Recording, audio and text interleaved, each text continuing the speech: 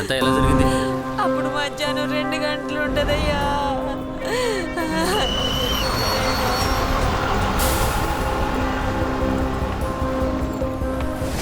బాబా పూలు కొనుక్కో బాబా, మళ్ళీ గులాబీ కనకాంబరం అన్నీ ఉన్నాయి, కొనుక్కో.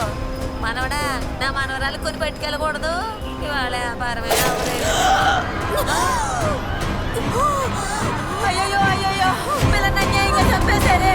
వద్దవుడు, నా చీరంతా రక్తంతో తడిసిపోయిందయ్యా. మనిషి ఎలా ఉన్నాడు? పొట్టిగా కొంచెం లావుగా ఉన్నాడు, నల్ల ప్యాంట్ వేసుకున్నాడు, గళ్ళతో ఉన్న ఎర్రటి చొక్కా వేసుకున్నాడు, భుజానికో సంచి కూడా తగిలించుకున్నాడయ్యా. వచ్చాడు, కత్తితో పోటు పొడిచాడు, పారిపోయాడయ్యా. కొంచెం జాగ్రత్తగా చూసుకోండి.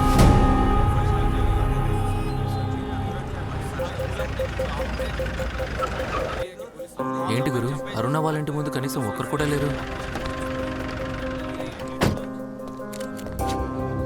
అందరూ మందు కొట్టి పడిపోయారా ఏంటి? గురు,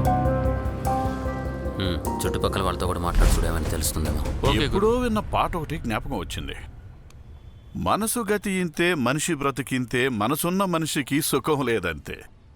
ఈ పాటలో మనసున్న మనుషులు పడే బాధనే ఆ కవి ఎంత చక్కగా వివరించాడో చూసారా? పోయిన వారం చూశారుగా, 21 ఫ్యామిలీలు కలెక్టర్ ఆఫీస్కి వచ్చి మేం బ్రతకడానికి దారే లేదు, మేము ఆత్మహత్య చేసుకుంటాం, లేదంటే మీరే మమ్మల్ని చంపేయండి అని లెటర్ రాసి చెల్లారు. దరిద్రం ఎంత తీవ్రంగా ఉంది. అందరికి బట్టతలలే ఉంటే ఇక మంగళ షాపులు మూసుకోవాల్సిందే కదా. నమస్కారం, ఎవరు మీరు? Agnidev, anti crime department. పోలీసులు అయితే చెప్పా పెట్టకుండా వచ్చేస్తారా? ఆగాగు, మీరు కోప్పడకండి. తమ్ముడు, మీరు కూడా ఏమనుకోవద్దు. ఇక మీరు బయలుదేరండి. ఈ ప్రజా సమస్యలు ఎలా పరిష్కరించాలని కాస్త ఆలోచించండి. ప్రభుత్వం వాళ్ళకి వివరించి చెప్పండి. మనం చేయగలిగింది చేద్దాం. సరే అయితే ఇక మేము బయలుదేరుతాం. ఉంటాము. మంచి. చెప్పండి తమ్ముడు, ఏం పని మీద వచ్చారు?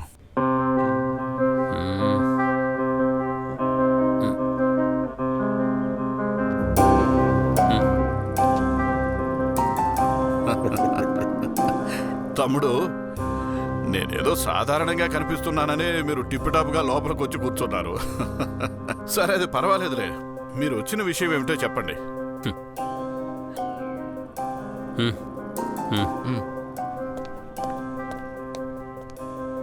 మీకు అరుణ ఎవరో తెలుసా?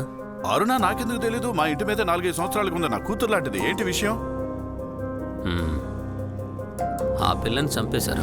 తమ్ముడు, ఏమంటున్నారు? కంగారు పడకండి.